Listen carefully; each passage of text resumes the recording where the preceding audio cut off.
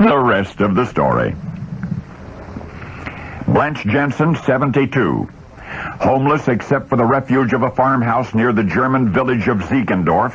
February 1945, the beginning of the end of Germany in the Second World War. And the Russians are coming.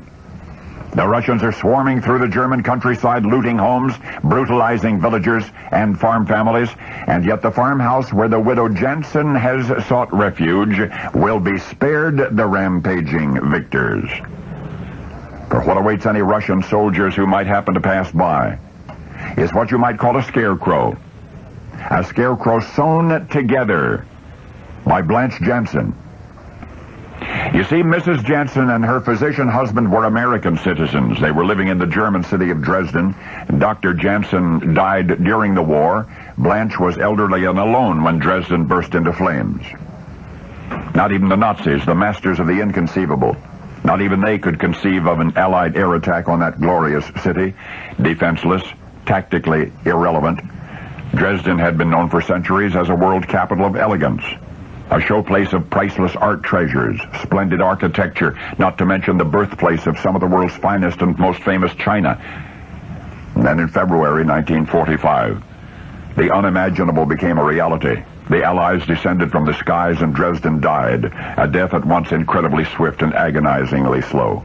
1,200 British and American bombers, 14 hours, 1,600 acres engulfed in a fiery hurricane, 75,000 homes destroyed, an estimated 135,000 lives lost, twice as many as died at Hiroshima, and yet many more were not lucky enough to die. In the streets, the mutilated living cried out, begging their fleeing neighbors to shoot them.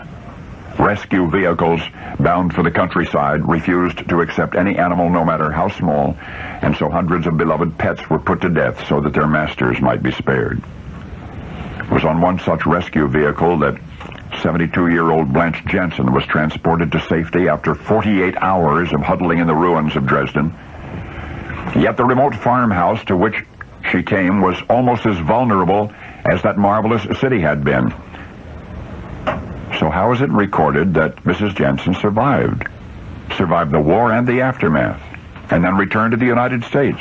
Well, Mrs. Jensen made a scarecrow. She sewed it together from the clothing of fellow refugees, one woman's flannel nightgown, another woman's apron, and the scarecrow worked. It kept at bay the notorious victorious Russians, who otherwise would surely have ransacked the farmhouse and perhaps worse. In fact, the farmhouse where Mrs. Jensen stayed developed such a reputation for security that soon the families from neighboring farms were beseeching Blanche to safekeep their most valued possessions. The homemade scarecrow was spared also. It was handed down to Blanche's daughter, who now prizes it above all that she has. And maybe it is a special prize on this particular day, today. You see what the resourceful Mrs. Jensen had manufactured on an old treadle sewing machine from a despised red Nazi banner and a white flannel nightgown and a blue kitchen apron, and then displayed above her farmhouse door was Old Glory. That's right, the American flag. Now you know the rest of the story.